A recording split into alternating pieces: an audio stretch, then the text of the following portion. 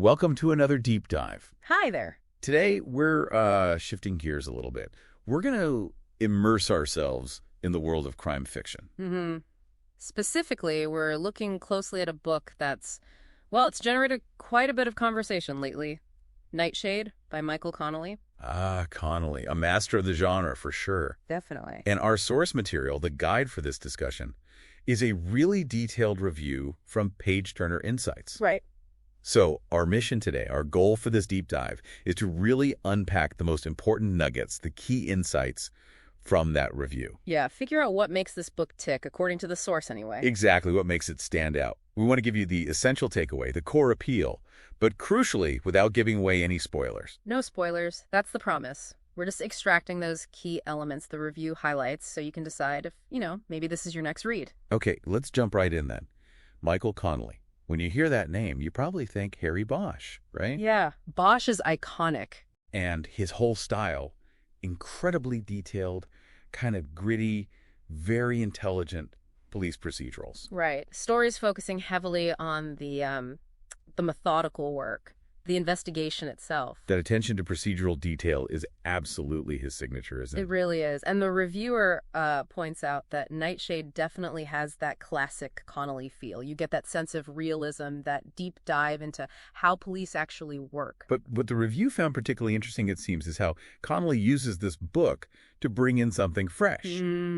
Maintaining that quality we expect, but it's not just, more of the same. There's a deliberate shift. And that shift starts right away with a new protagonist. We're not with Bosch this time. Okay. It's Detective Stillwell. He's with the Los Angeles County Sheriff's Department, okay. Okay. But the really fascinating part, and what the review highlights as a major differentiator, it's the setting. Ah, yes. Stillwell isn't working in sprawling L.A., the usual backdrop. Yeah. He's sent out to Catalina Island. It's a huge departure. And the review makes a really strong case that Catalina isn't just like background wallpaper here. It functions almost like another character in the story itself.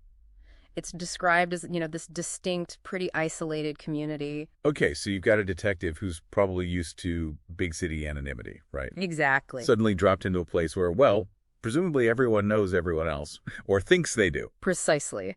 The review really digs into how this contained environment completely changes the dynamic for Stillwell. It's a different kind of pressure cooker. Like working in a fishbowl compared to the ocean of L.A. That's a good way to put it, yeah. Operating right out in the open, in a way.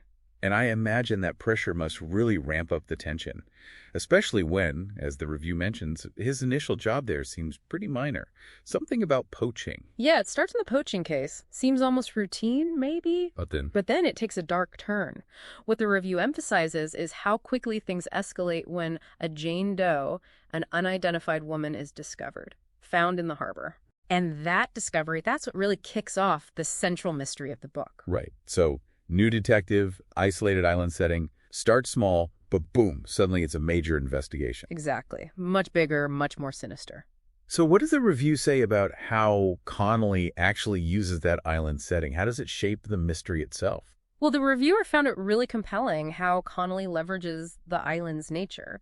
It's not just about the pretty views, No. It's presented as a place where secrets maybe don't stay buried so easily, where that close-knit community means there are probably all these hidden layers, histories, connections between people. Which makes the investigation fundamentally different, doesn't it? Totally. It's less about tracking down a stranger lost in a massive city. Right. And maybe more about carefully peeling back layers within this, contained ecosystem. That's exactly the sense the review gives. It describes the mystery as meticulously constructed. It's not a simple whodunit guessing game. It's more like a layered puzzle. Seemingly separate pieces, maybe clues from that initial poaching case, details about the Jane Doe, they slowly start to interlock. Revealing something bigger. Yeah, a much larger, more complex picture emerges. So the idea is that the reader is actively involved in that process, trying to connect the dots alongside Stillwell. That seems to be a key part of the book's appeal. According to the source, you're right there with him, engaged in that process of discovery, trying to figure it out as he uncovers things. And what about Connelly's style? His approach to building suspense? What did the review highlight there? What the reviewer really seemed to appreciate was that Connolly doesn't rely on cheap tricks or, shock value just for the sake of it. Mm. The suspense builds more organically. It comes from the careful, diligent police work, the sharp, very realistic dialogue, and just a deep understanding of, well, human nature, human motivation. So those procedural elements, the nuts and bolts of the investigation, they're detailed, but they don't feel dry or like you're reading a textbook. Not at all, apparently. The review is clear that those investigative steps, they're always driven by the story, by the character's motivations. It feels authentic, immediate, not academic. Okay, that makes sense. So pulling all this together, who does the review suggest Nightshade is really for? Who should pick this one up? Well, two main groups, it seems. First, if you're already a big Michael Connolly fan, the review basically says this is a fantastic chance to see his signature craft, that quality you expect, but applied in a fresh context. Same quality, different flavor. Kind of, yeah. The new setting, the new lead character, they offer something a bit different, but still top-tier crime fiction. Okay, and what if someone's totally new to Connolly, never read his stuff before? The reviewer calls it an excellent entry point, a really good place to start. Why is that? Because it's a self-contained story, it's not tied into the whole Bosch universe or any other series, so it showcases his mastery, the intricate plotting, believable characters, that immersive feel without needing any backstory. You mentioned immersion. The review really emphasizes that feeling of being transported. It does. It talks about feeling like you're right there on Catalina Island with Stillwell, sifting through the evidence, navigating the sort of hidden currents of the community. Getting closer to the truth alongside him. Exactly. It sounds like the kind of book that's designed to just completely absorb you, keep your mind working from start to finish. Right. So if we were to summarize the core insights from this review, what's the overall picture of Nightshade?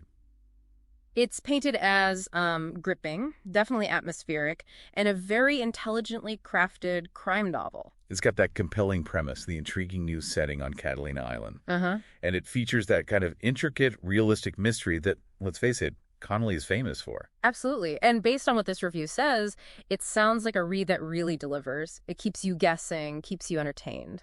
Well, that brings us towards the end of this particular deep dive, looking into Michael Connolly's Nightshade, all guided by those insights from the Page-Turner Insights review.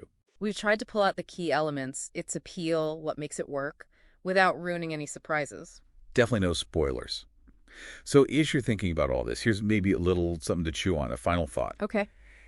How does fundamentally changing a detective's environment, taking them out of a huge anonymous city and putting them into a small, isolated community, how does that alter the actual nature of solving a crime?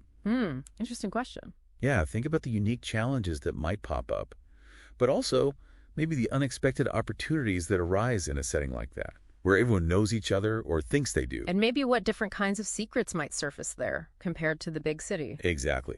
What gets hidden and what gets revealed when the whole world shrinks down to the size of an island. Something to ponder.